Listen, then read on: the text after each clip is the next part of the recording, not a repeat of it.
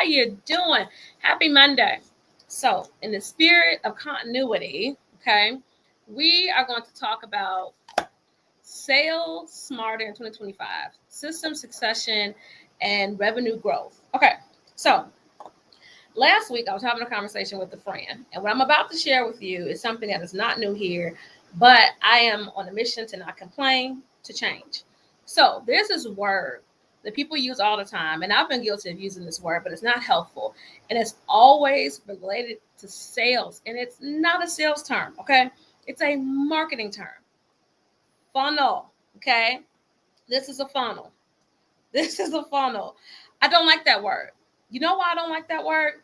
It first of all, it just it's a depersonalization, and it also, like, can you get in this funnel, right? Like, in theory, there's no way for you to get into this funnel. Even if you turn it sideways, there's only one way. I guess I'm not okay. One way in, either this way or this way. That is extremely problematic, and I do believe that usually the funnels to the marketing people. Okay, no more funnels. Today, we are discussing sales and scaling and the things you should be doing. My name is Chanel Rose. I've been in sales for over 15 years, and I'm on a mission to teach people that sales is not scary. Sales is fun, and we are in a fun recession, people. We need to be having more fun. If you're a business owner and it's not fun, you should go get a job. If you are a business owner and it's not fun, why not? You have total control. And there's this thing on TikTok people always say, I'm not using my free will right. Again, I'm not using my free will right. And I'm going to ask you, are you? Probably not. Because if you're in a position where you are using funnels or words that people can't understand, technical jargon, you're literally repelling people, or you're in a content cycle. So you are doing like the productivity trick. If you're making content and it's a money-making activity, if it's a money-making activity, it should make you money. But content is context, okay? It should teach people contextually what you have to offer, contextually what's available, contextually what they should be considering, right? It is a relationship mechanism, a long game strategy. There was a time when content was the shortest distance between you and your client. It's very hard to grow organically. You can do it, but please know, and what I'm about to discuss with you is strictly for people who are in professional services. So tech founders, that's fintech, medtech, health tech founders, okay? Any founder, nonprofit founders, these are people who are responsible for being the salesperson in their business and want to take off that hat and proportionally hand it to somebody else, and or get better at it faster. Because the reality is that in 2025, you should be saying, not sales, scaling. This is where I am, and this is where I want to grow. Okay? Everybody should be focused on upward trajectory. Everybody. So if you are a service provider, a medical practice, any sort of law, engineer, anybody who has a technical expertise that is a service that is required to make the business flow. Okay? If that's you, this is for you. Pull up your chair, get your notepad out. I keep a notepad. Okay? Keep a notepad. Even though I have my note taker taking notes now, I always do. I keep a notepad, and be prepared to engage and take action quickly. Okay? So this is for you, right? Your goal should be, you're already successful, but you're operating at risk. Okay, I'm going to explain that. Stay here. So I want you to first think about that. Are you operating at risk? Your growth isn't marketing, okay? It's systems, data, and decision-making power. One more time, growth is not marketing. So content is not going to always equal growth, not accelerated growth the way it used to. It's about systems, data, and decision-making power. And most importantly, it's letting go of the idea that you have to control your business, because relinquishing control and sharing responsibility, it's not losing power, it's gaining momentum. You have to figure out how you gain momentum for your business. Remember, money loves speed, but it needs momentum. Okay, money loves speed, but it needs momentum. We are in our momentum building phase. Scaling is all about momentum. Scaling is not going viral. Okay, scaling is what I do today will have a positive impact on my revenue 3, 6, 9, 12, 24, 48, 72 months in advance. Everything you should be doing today is to take care of your future self. If you're recognizing friction in your business today, it didn't start today. This feast or famine sales cycle that you have, it's it's not the economy that's doing it. Of course, the economy has an impact, but most of the time, even in any economy, even in any down economy, there were signs before that, and most people just decide to ignore it. They decide that now's not the time to take on any more risk. No, the biggest risk that you can ever have in your business is to decide to stop taking on risk.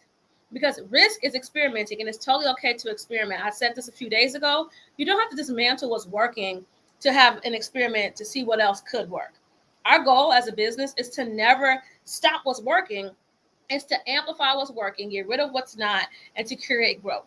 Okay? So, experts are predicting that 50% of service-based businesses will hit a revenue ceilings in 2025. Not because of lack of clients, but lack of systems and capacity to sell consistency. One more time, because I know I talk fast, okay? Experts are predicting that half, probably more than half, really, of service-based businesses will hit a revenue ceiling. What that means is you were making, $1, $2, $5, $7, $6.50, $6, $6.50, $7, $6.75, $6.50, $7. Okay, that means that no matter what, you've hit a limit, right? And you know that $10 is available, and $20 is available, and $100 is available, but you've hit what I like to call an upper limit, right? So yeah, in comparison to where you were 2 years ago, at $1, you're now at around $7, and so consistency or about that measure feels good. But if you know that over the course of the last few years, the cost of things have gone up, the cost of doing business has gone up, if you keep making the same amount of money, at some point over time, okay, you will no longer be in the black, you'll be in the red, okay? And if that is where you are, what got you here will not scale you. So what got you to $7, so all this stuff that got you to $7 will not take you to $10, will not take you to $100, right? Imagine if you went to a restaurant and you said, okay, I have $10, they offer you a hot dog. And then they say, you go to that same restaurant, you have $100 and they offer you a hot dog, right? You would be like, these look the same. And if somebody starts to explain, well, this one has gold flakes and all these other things in it, they can't see those things, right? So from an evolution standpoint, if somebody says $7 or $100, right, they're going to want that $7. And we're going to discuss how you can still sell that same $7 hot dog over time, and it'll take care of you. It'll do what it needs to do so that when it does eventually cost $100, people aren't questioning why was it $7 and unwilling to pay it. They'll just understand that inherently the bun is different and the size is different. The presentation is different, right? We have to get in our mind that maybe we're not telling you not to sell hot dogs anymore. We're certainly saying that if your goal is to get to $100, something's got to give. Sometimes that's bundling. Sometimes that's productization. But inevitably, there has to be a way, no matter where you are, if you've hit an income ceiling, okay, to systemize some of your stuff to release that time so that you can have more time to scale. Because what got you here will not take you there, okay? Now, the first thing I want to talk about is the hidden risk of key personnel, okay? If you are the founder, the doctor, the president of the company, and you are also the key service provider, your business is at a dangerous risk. Doesn't matter how many staff people you have.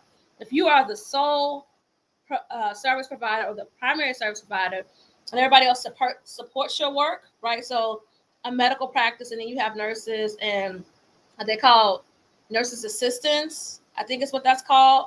Then you are the primary person responsible for generating the income and keeping the clients in. And so then what happens underneath that, right?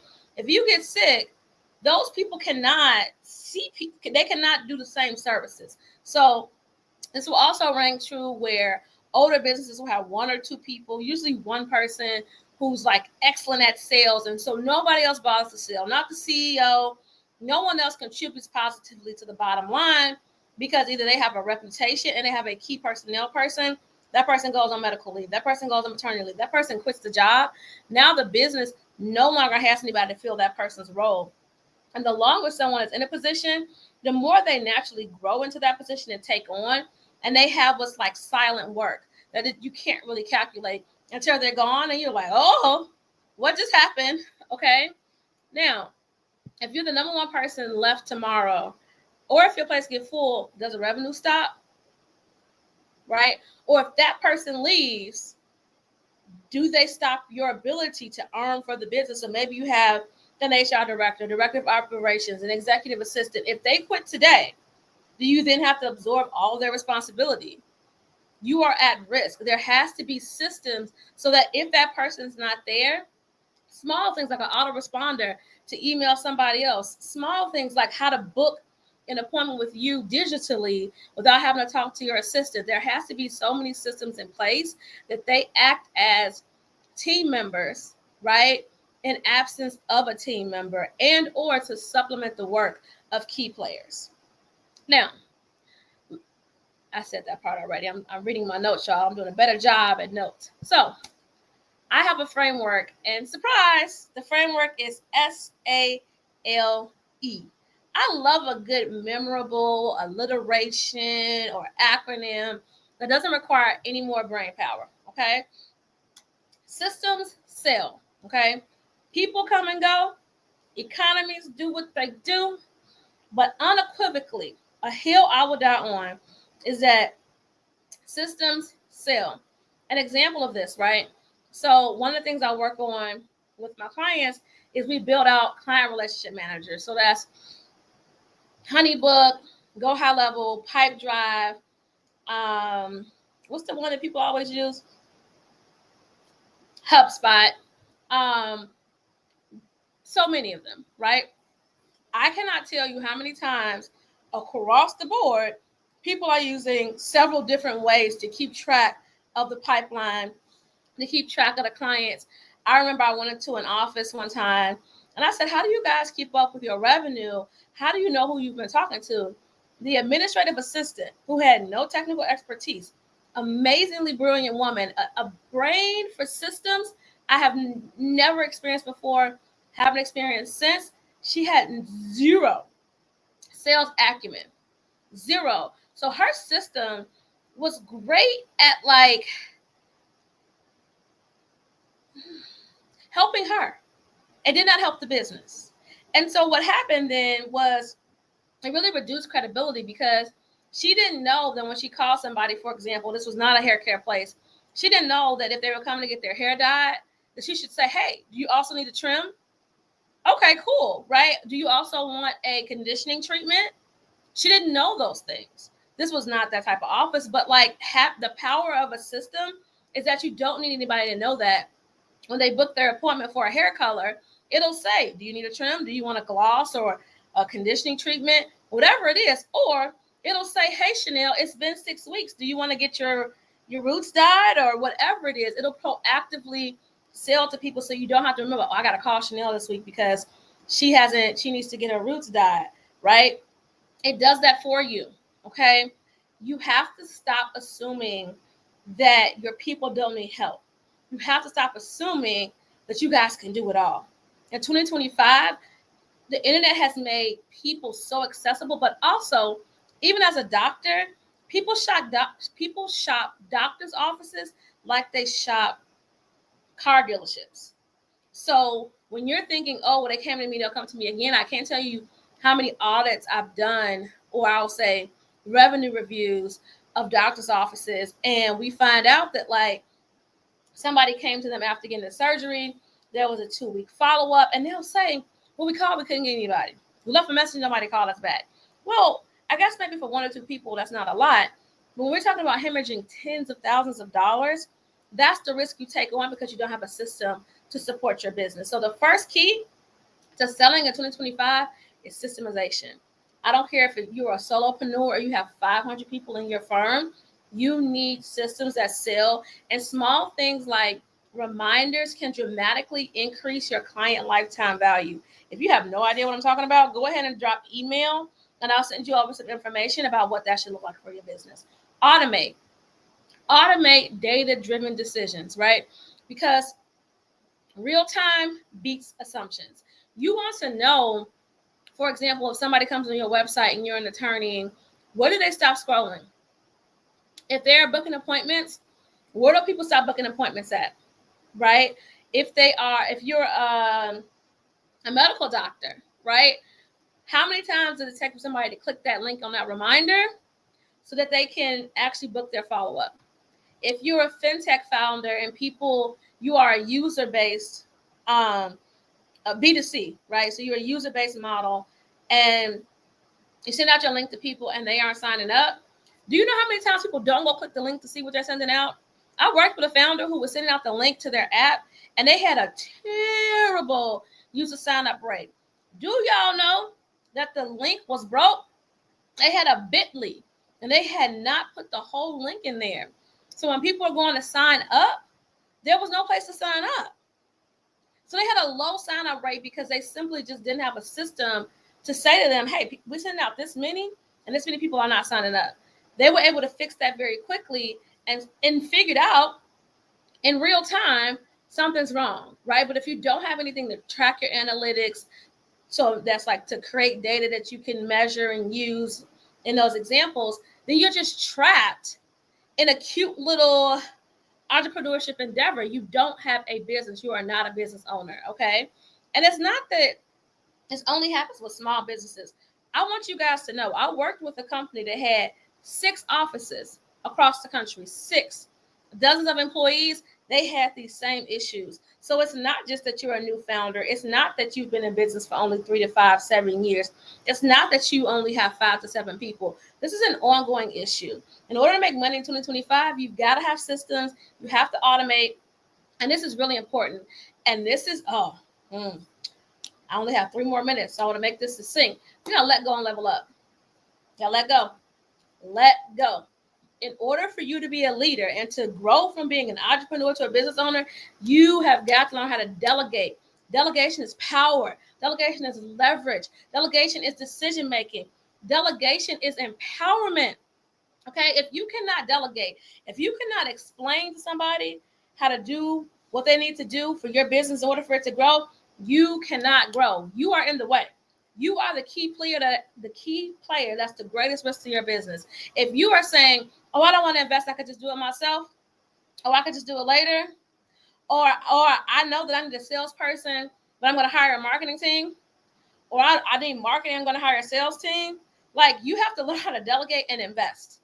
I know it's sales, but it should be let go, level up, and invest. Because so much of what happens is that people will try to get somebody who can do everything. It's a 3-person job and you hire 1 person. Well, you're getting 33% of what you wanted, but you knew. So in order for you to grow, again, this is not a small business thing. This is not a mid-sized firm thing. This is not a nonprofit versus for-profit. This happens every single day. The only way for you to have more is you can only receive with open hands. And if your hands are just full of things, right? Now, how you going to receive? How you going to level up? Imagine if I try to stand up right now, I needed to use my hand, right? Like, there is no leveling. It's unstable. But if I said I need to carry these 4 bottles and I give, 1 to this person, 1 to this person, I don't have to carry 1. Now I have a more reasonable position. Right now I can think straight. But if I'm trying to carry all the water bottles, I'm focusing on carrying the water bottles because I got to be in control. But I'm also unstable because if somebody needs something, but I still need these 4 water bottles, guess what? Nothing can move. Nothing can grow. Your business cannot flourish because you are walking around trying to hold these 4 water bottles. Hand off your sales to a chief fractional revenue officer. Hand off your marketing to a CMO. Hand off your HR to a chief of HR, okay? And then handle in the middle, hand it off to a manager, right? Like, unfortunately, most of the time what happens in businesses is that they can't systemize because the key player, the owner, right? Even the owners, a partnership, I'm telling you, it happens every day. The place where they fail, they'll buy some systems, okay? They'll automate it a little bit. But until they can let go and truly let The CMO handle the marketing and collaborate with the sales team, and also make sure that the operations make sense for their business. And then the manager can thumbs up and thumbs down until you can let go. Your business can receive with open hands, so you can receive more business. You can see what's working. Because you can say, look at marketing, okay? Operations is not operating. Look at sales, look at HR. But this is be marketing, sales, HR, operations, right? It doesn't matter, but you can't see that because you are marketing, sales, operation, HR. It's okay to say that you've had enough as a firm, okay? And to realize that in order to expand beyond you, expand beyond your tight-knit team, and to go from 1, 3, 5, 7 to 10, 20, 100 million, 100,000, $100, you've got to be able to expand. Succession isn't just for legacy businesses, it's for any business that wants to expand, okay? And you have to build a sales culture, not just sales hires. So what that means is that your CMO, your chief marketing officer, should have a clear understanding of what works well in your business and exactly how to sell to people. They should be able to interchange services and say, oh yeah, we had this marketing campaign, we should push this because it worked well. But none of those people can do that if the only way that the business grows is from you, right? So now I'm going to say, are you leading growth or are you babysitting sales? Okay. Are you sitting around and being the bottleneck? Because again, in 2025, there's so much opportunity to have systems that buy back your time and create less stress for your team. There's an opportunity for succession, meaning that like maybe you realize that you don't need one manager, you need two assistant managers, right? So that if one of them goes on vacation, you still have the other one. The bottleneck in the business starts on the top. And in 2025, you can't afford to become irrelevant. But if you are the content creator, the service provider, the operations, the sales, the risk manager, the check signer, at some point, right, it's inevitable. It's too heavy to lift. And so because it's such a heavy lift, you know what the first thing that happens in these situations? People stop selling. You can't afford to not sell every day.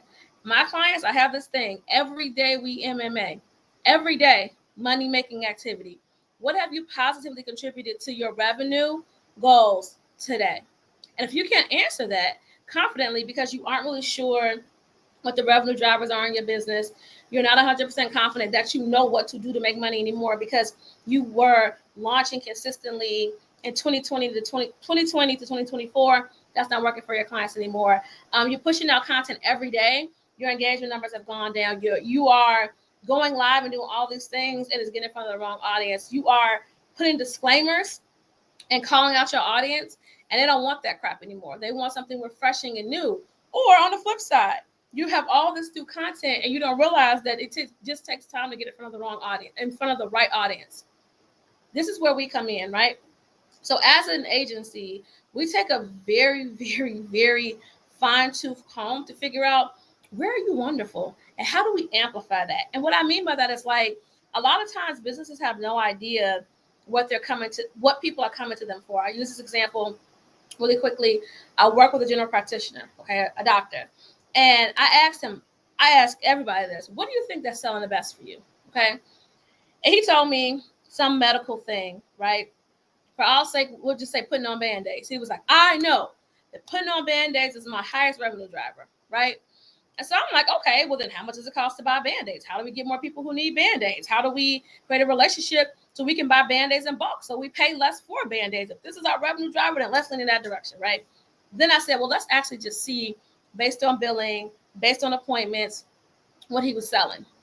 And I'm just, for the sake of our conversation, for ease of this, it wasn't actually Band-Aids, okay? It was Botox. So here this person was thinking it was just like very easy, simple Band-Aid, but it was actually an elective procedure and they had no idea, right? But they couldn't do that because they were so convinced it was this one thing that, by the way, they didn't want to do anyway. We couldn't even convince them in the beginning to move the direction of the business to advance to where their clients wanted to see them at. That's where we come in. We don't want you to spend the time fine-tooth combing it through your business to see what's working. We figure it out for you, and then we build systems around that thing. How do we get more Botox people or more Band-Aid people, right? Is it easier to do Band-Aid appointments? How do we get somebody to do those Band-Aid appointments that maybe cost $2 so that you can get these appointments that cost $90 to $100? Because this is where you need to be. And then in between there, what are we missing? That's what we do.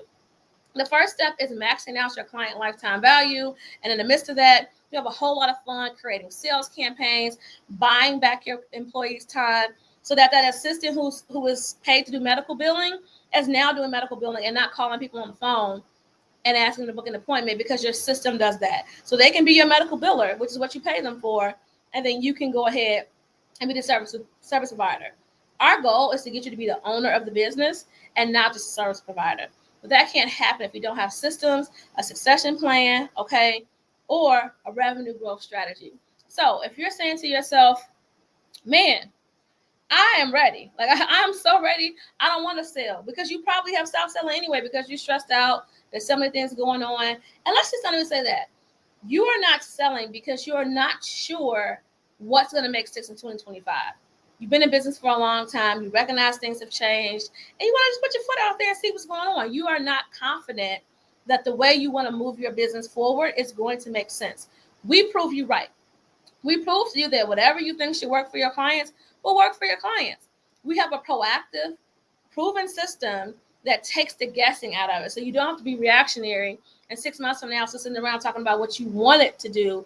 Instead, you're saying, this is what we want it to do. This is how it's working. And this is how we grow it.